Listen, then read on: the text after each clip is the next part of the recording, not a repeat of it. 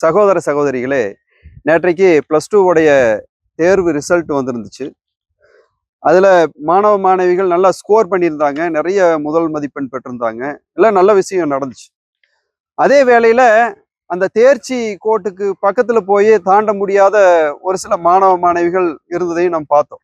இதுல என்ன சோகம்னா 6 மாணவ மாணவிகள் தேர்வுல தோல்வி அடைஞ்சதுக்கும் தேர்ச்சி பெற முடியாததுக்கும் மதிப்பெண் குறைஞ்சதுக்கும் தன்னுடைய இன்னுயிரை மாய்ச்சிருக்கிறாங்க. இதுதான் வேதனையிலும் மிகப்பெரிய வேதனை. ஒரு தேர்வுங்கிறது அதே இறுதி கிடையாது. இந்த +2 ரிசல்ட் வரல அப்படின்னா அதுக்கான ஆப்ஷன் இருக்குது. அடுத்த ஒரு மாசத்துல மறுபடியும் அதை கன்டினியூ பண்ண முடியும். அது தேர்ச்சி பெற முடியும். ஆனா சோகம் பாருங்க, 6 பேர் தன்னுடைய இன்னுயிரை மாய்ச்சிருக்கிறாங்க.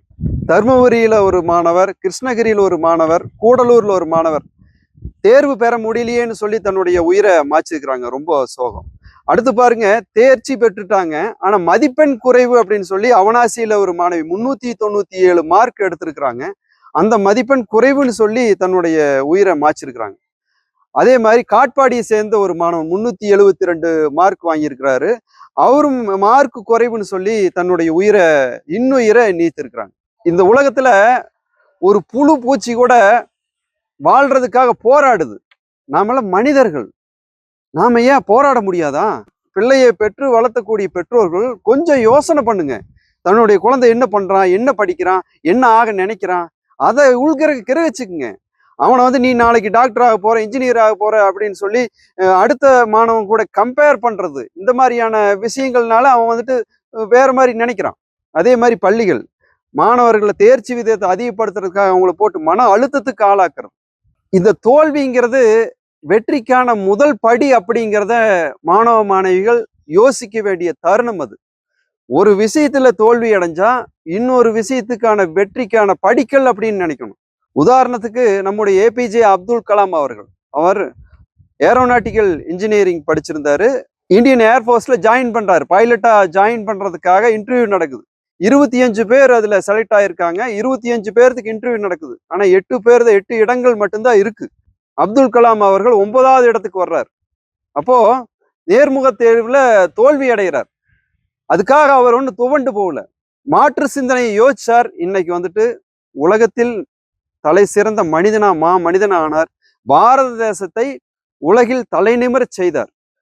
நல்லா படிச்சு நிறைய முதல் மார்க் எடுத்தவன் வாழ்க்கையில தோல்வி அடைஞ்சவங்க நிறைய பேர் இருக்கிறாங்க. படிப்பே படிக்காம வாழ்க்கையில் இன்றைக்கும் நம்ம சொல்லிட்டு இருக்கிறோமே, நம்முடைய காமராஜர் ஐயா மாதிரி அப்படியும் இருக்கிறாங்க. படிப்பு முக்கியம்தான், அதுல மாற்றுக்கிறதுக்கு இடமே இல்லை. ஆனா படிப்பு மட்டும்தான் முக்கியம் அப்படிங்கிறது இல்லை. நிறைய திறமைகளை வளர்த்துக்கணும். அரசாங்கங்கள் நம்முடைய கல்வி அமைப்புல மாறுதல்கள் கொண்டு வரணும். மாணவனுக்கு அடிப்படையிலேயே அவனுக்கு திறன் மேம்பாடை வளர்த்தணும். அதே மாதிரி மாணவர்களுக்கு சிபிஎஸ்இ தேர்வுக்கு முன்னாடி அவங்களுக்கு கவுன்சிலிங் கொடுக்குறாங்க. அந்த மாதிரி கவுன்சிலிங்க்கு மாணவர்களுக்கு ஏற்பாடு பண்ணணும். மன அழுத்தத்தை குறைக்கும்படியா ஒரு தேர்வை ஈஸியா எளிதில் அணுகும்படியான அந்த மனோநிலையை மாணவர்களுக்கு ஏற்படுத்தணும். இது அரசாங்கங்களுடைய கடமை.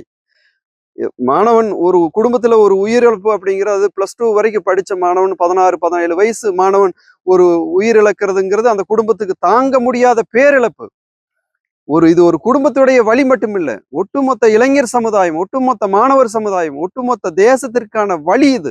இதை உணர்ந்து அரசாங்கம் செயல்படணும், பெற்றோர்களும் செயல்படணும், பிள்ளைகளாகிய மாணவர்களும் செயல்படணும். எதுவும் சாத்தியமே இந்த உலகில. நிறைய வழிகள் இருக்குது. வாழ்வதற்கு வழி 1000 இருக்குது. வீழ்வதற்கு வேலையே இல்லை.